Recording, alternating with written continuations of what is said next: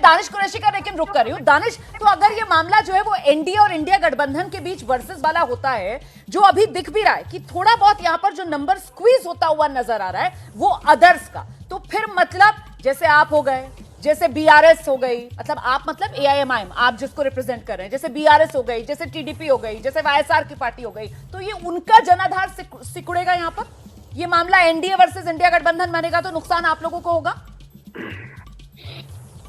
देखिए, सुकड़ने की बात यह है कि अगर हम हमारी बात की जाए तो हमारी जो कैपेसिटी है उन सीटों पर मुझे नहीं लगता कि, देखिए कांग्रेस ने बहुत जोर लगाया, आपने तेलंगाना में भी देखा होगा, लेकिन हमारी जो सीटें थी वो बरकरार रहीं।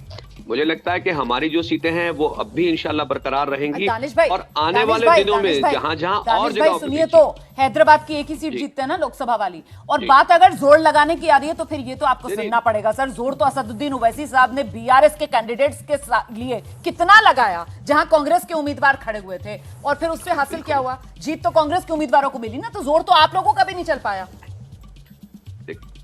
देखिए चुनाव जो है वो अल्टीमेटली अवाम जो तय करती है, वो जो था हमने उसको स्वीकार किया, हम डिनाई तो नहीं कर रहे, हम तो ये नहीं कह रहे कि नहीं भाई हम जो है बहुत सुपीरियर, ऐसा नहीं है। सवाल ये, और एक सीट की बात नहीं है, असदुद्दीन ओवैसी साहब की और इम्तियाज जलील साहब की भी सीट है। आप देखिए, दो सीटें तो है और हमारे 132 सीटों की मैं बात कर रही हूं। अच्छा, ओके।